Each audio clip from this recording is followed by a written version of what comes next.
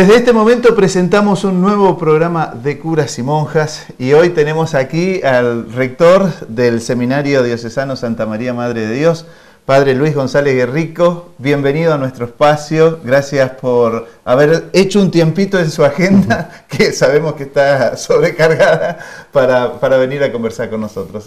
Bueno, muchísimas gracias por la invitación, me siento muy honrado y estoy muy contento de estar con ustedes. Bueno, Padre Luis González Guerrico, ¿dónde nació usted? ¿Cómo estaba compuesta su familia? Bueno, yo nací en la ciudad de Buenos Aires, una familia que tiene, distintos orígenes, entre otras cosas, mendocino. Mi bisabuelo de Mendoza pasó a Buenos Aires y quedó allí. Tengo parientes que, aunque son un poco lejanos, nos vemos porque no nos queremos mucho, pero yo nací en Buenos Aires y viví allí bastante, 27 años de mi vida en Buenos Aires, en la zona céntrica. Ahí nací y viví, me eduqué. Me eduqué con los hermanos maristas en el colegio Champagnat, tuve 12 años con ellos, les estoy muy agradecido por la formación que recibí. Luego estudié en la Universidad de Buenos Aires, Derecho, me recibí de abogado y trabajé de abogado varios años en Buenos Aires hasta que decidí entrar al seminario. Mi familia, padre, mi madre, dos hermanos y ahora 12 sobrinos. Esa es mi familia, mi padre y mi madre ya han muerto. ¿Padre? De ellos recibí la fe. Claro. Una familia cristiana, en fin, viviendo la fe con naturalidad, en la oración de cada día y sobre todo en vivir las virtudes cristianas, y ese es el ejemplo que recibí de mis padres, ¿no? Padre, ¿y usted era abogado cuando surge en usted o escucha el llamado del Señor al sacerdocio? Es muy misterioso. La vocación siempre es un misterio, ¿no? Y en mi caso, no sé si un misterio, pero fue un proceso complicado y largo. Yo hice mi primera comunión muy jovencito, o muy niño, a los 5 años. Mi mamá tenía la idea que los chicos, en cuanto tenían uso de razón, necesitaban la Eucaristía. Así le escuché alguna vez. Y me hizo hacer la primera comunión a los 5 años. En esa época no existían las exigencias de ahora. Usted tenía que estudiarse de memoria el catecismo y cuando se sabía las 93 preguntas iba a ser la primera comunión. Yo creo que tuve 20 días de catequesis, veo que ahora son 2 años, así que se ha adelantado mucho.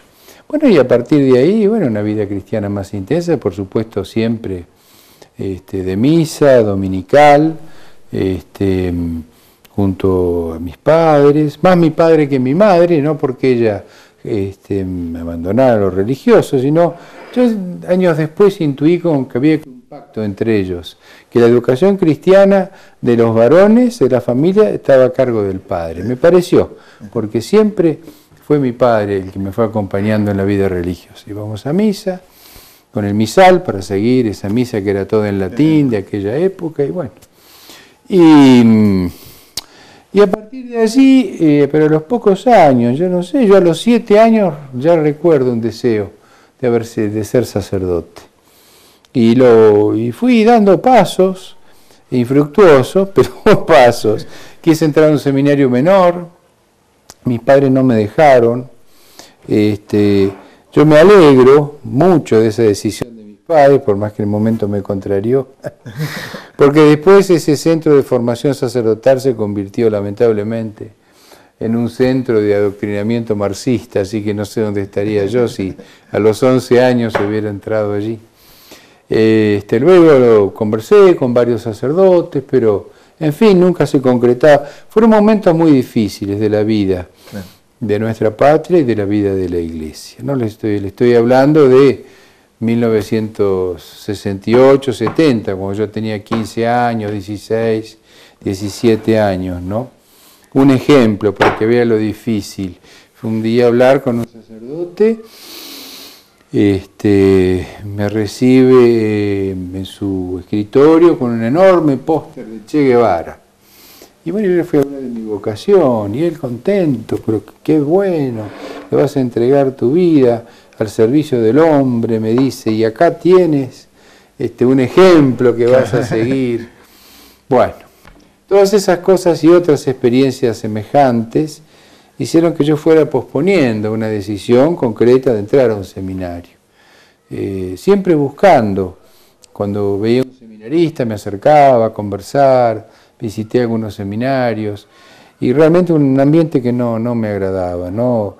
Un poco demasiado, no sé, disoluto, muy político, era la época, ¿no? Claro, No, en el contexto era la época, Argentina. usted pregúntele a cualquier persona de mi edad, y la vida de la iglesia estaba polarizada en esos temas, ¿no es cierto? Claro.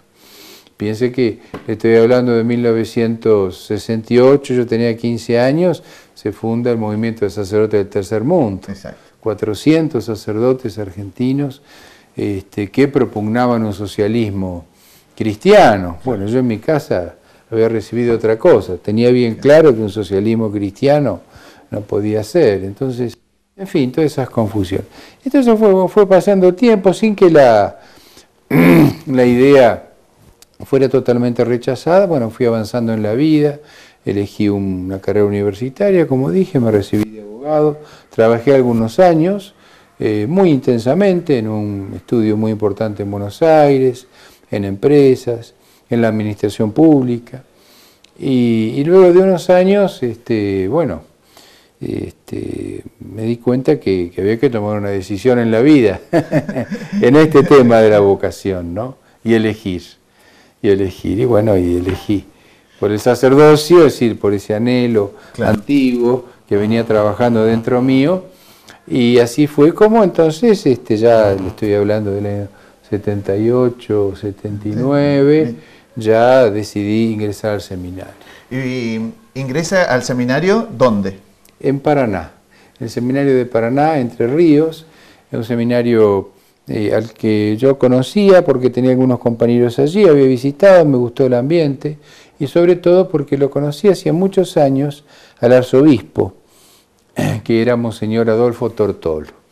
Lo conocía porque él, una casualidad, en el colegio donde yo fui, que antes mencioné, de los hermanos maristas, él se alojaba y tenía allí un dormitorio donde cuando iba a Buenos Aires se alojaba allí. Y él era muy apostólico, iba al patio, charlaba con nosotros, sí, lo conocía de pequeño. De modo que cuando quise entrar fui a hablar con él y me recibió inmediatamente.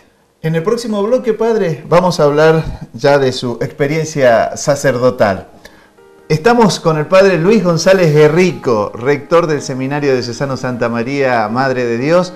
Nos abre un poco su vida y también queremos hablar, por supuesto, de su apostolado en los próximos dos bloques, aquí en De Curas y Monjas. Recibí esto como un llamado de Dios, me costó, estuve bastante, como un mes pensándolo.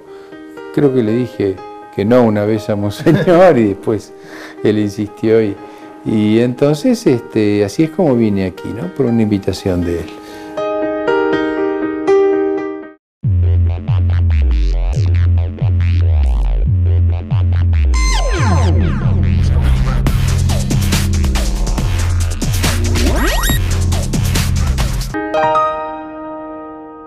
Seguimos dialogando con el padre Luis González Guerrico en esta propuesta de curas y monjas, y le abordábamos en el bloque anterior lo que había sido su vocación. Ingresó al seminario de Paraná, nos decías, padre, ¿en qué momento, en qué año se ordenó y cuál fue su primera experiencia sacerdotal? Estuve en el seminario 6 años, y me ordené en el año 1985, ¿no? Estoy muy contento de la formación que recibí y de cómo me prepararon para el sacerdocio, y lo pude comprobar porque a lo largo de, pronto voy a cumplir 30 años de sacerdote, me han tocado todo tipo de apostolado, todo tipo. Creo que no hay tarea que deba hacer un sacerdote que no me haya tocado hacer, y estoy inmensamente agradecido, ¿no?, al seminario, a los sacerdotes que nos formaron, que me permitieron desempeñarme bien, ¿no? No puedo dejar de nombrar al padre Alberto Escurra, que fue después rector del seminario aquí, al padre Alfredo Sáenz, al padre Marcos González, a nuestro querido rector, el padre Cecilio Paul, y también, bueno, el arzobispo Monseñor Tortolo, un gran obispo, hoy día discutido en algunos sectores, pero yo me atrevo a no solo elogiarlo, sino a defenderlo, ¿no?, porque fue un gran obispo. Y a partir de allí, entonces mi vida sacerdotal, me ordené el día de la Inmaculada de 1985, ¿no?, el día de la Inmaculada Concepción, y mis primeros 15 años de sacerdote, 14, 15, fueron en parroquias rurales. Me tocaron 2 parroquias rurales, primero la de Nogoyá, tuve 5 años como vicario, teniente cura, como suele decirse, ayudante del párroco, y luego casi 10 años como párroco en la ciudad de La Paz, al norte de Entre Ríos, casi llegando a Corrientes, sobre el río Paraná. 2 parroquias rurales, en el sentido de que eran ciudades de una mediana importancia, ¿no? Ciudades de una mediana importancia y también con su cultura. Nogoyá fue fundada en 1782, es decir, traía bastante, pero tenían una gran zona rural que había que atender, y bueno, y esa fue en gran parte mi tarea, ¿no? De ir recorriendo esos montes que hay en Entre Ríos, y esos caminos y esas picadas que hay entre la selva de Montiel, llevando la palabra de Dios a las escuelitas, a los puestos, a los humildes ranchos. ¿Y cómo recibe la gente humilde, esa gente rural, padre, la palabra de Dios? La recibe con una apertura muy grande.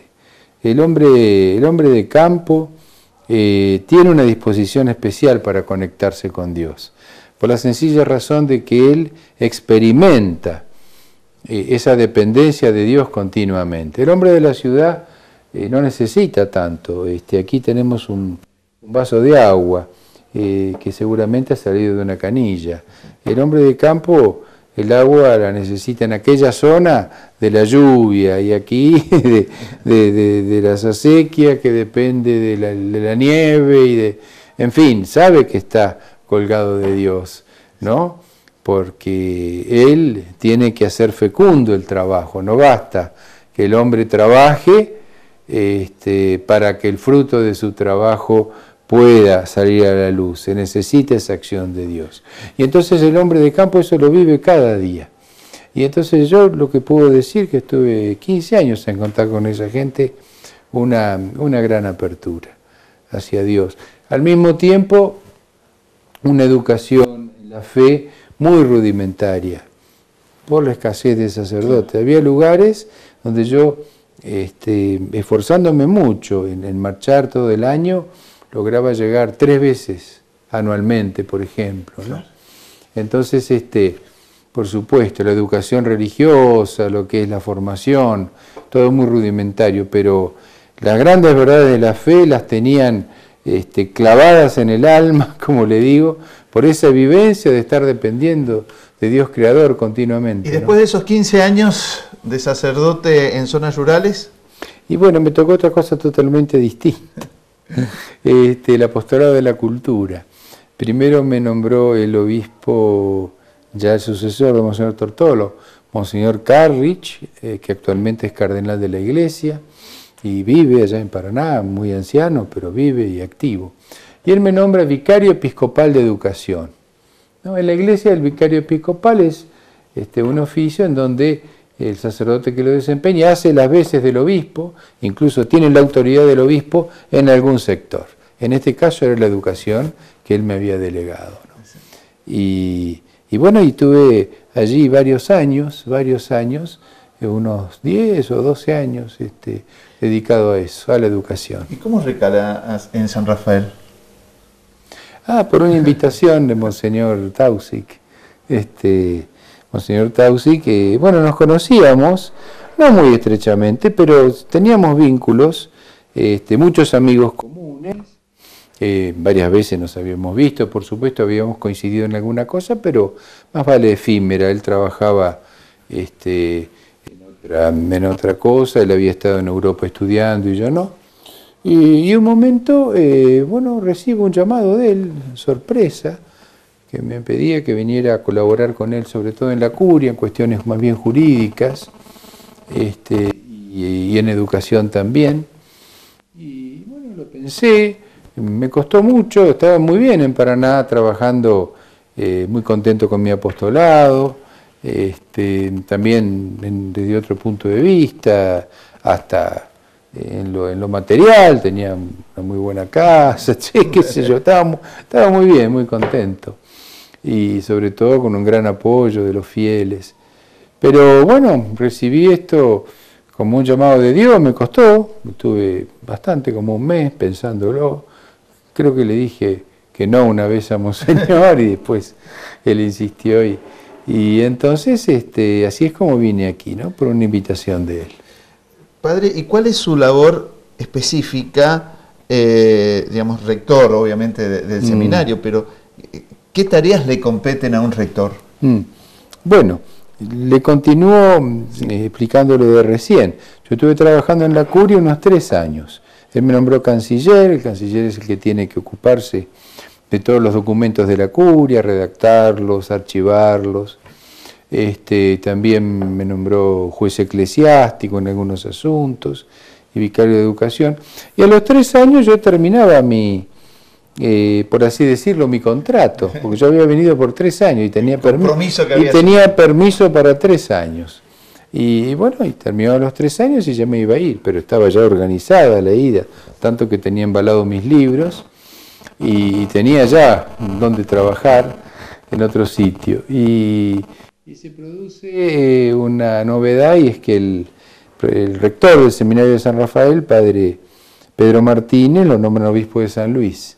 Y para mi sorpresa, Monseñor me pide que ocupe ese lugar. Entonces, bueno, ahí es que esos 3 años se convirtieron en todo este tiempo, no sé, algo indefinido, no sé cuánto estaré por acá, pero han sido 6 años más ya, estoy en mi 8º año aquí en San Rafael, 5 como rector.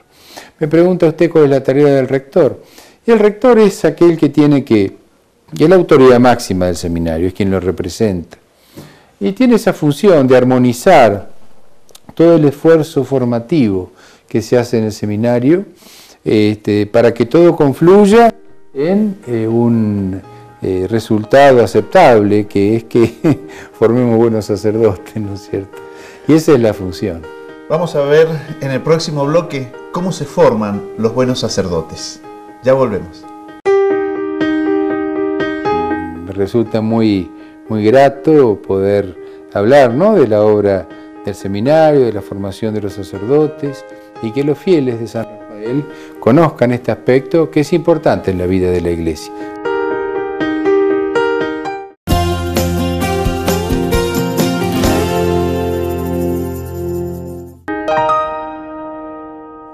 Vamos a ingresar en el último bloque de este programa con el padre Luis González Guerrico, y la pregunta que quedaba formulada era, padre, ¿cómo se forma un buen sacerdote, ¿no? Yo le decía recién, cuando usted me preguntaba por mi función, bueno, es aquel que tiene que armonizar todos los medios de formación que ofrece el seminario para llegar a esa finalidad a la que aspiramos, que es un buen sacerdote, un santo sacerdote.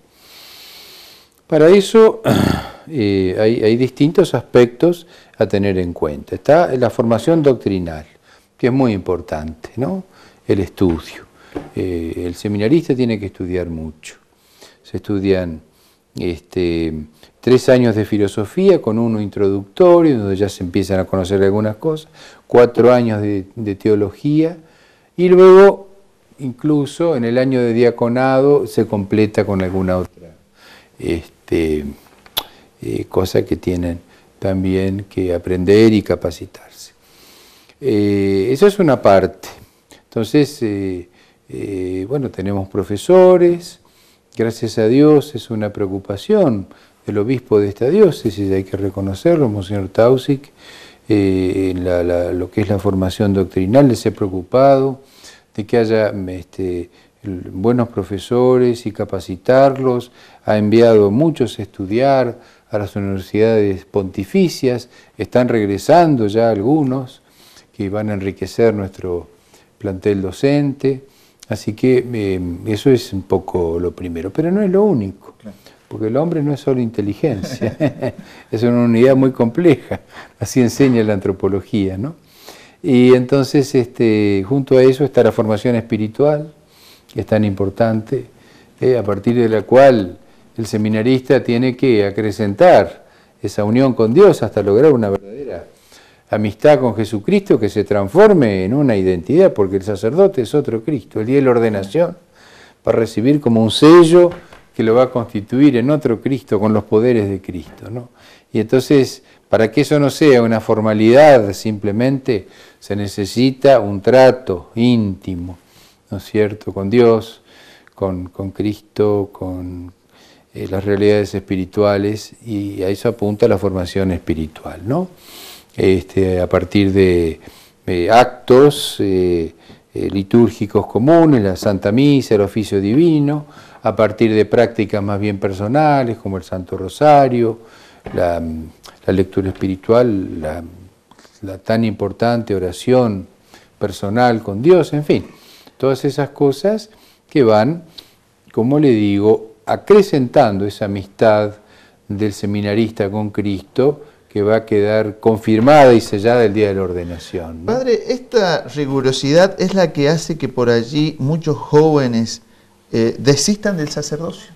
¿O cuál es el motivo que usted entiende que por allí no hay las vocaciones que antes existen? Bueno, si bien este es un seminario que gracias a Dios tiene bastante vocación. ¿En relación a otros? Yo creo que sí, estamos contentos. Hay unos 30 seminaristas, ahora se ordenaron 3 diáconos, bueno, quedan 27. Este año ingresaron 10 postulantes, es mucho para una pequeña diócesis que tiene algo más de 200.000 habitantes. Pero hay una desproporción, no hay la cantidad de vocaciones que la Iglesia necesita y que debiera tener. ¿Por qué motivos? Tendría que invitarnos al programa y lo charlaríamos, ¿no es cierto? El secularismo, un mundo que quiere construirse al margen de Dios, una sociedad que le ha vuelto la espalda a Dios, tantas cosas que atraen del mundo a los jóvenes, y en fin. Pero Dios sigue llamando. Y después, una vez que se toma la decisión, por eso dije que eran 2 problemas, ¿no? Las dificultades propias de cualquier camino. En cualquier carrera universitaria hay un buen porcentaje de aspirantes que van quedando en el camino. Y mucho más en lo nuestro, en que no es estudiar simplemente algunas asignaturas, sino que es formar y educar toda la vida para entregarla a Cristo. Y entonces por ahí van surgiendo ciertas dificultades que hacen que el mismo seminarista desista, que le parece que él no puede seguir, y a veces es invitado a no continuar el camino porque uno ve que hay defectos serios.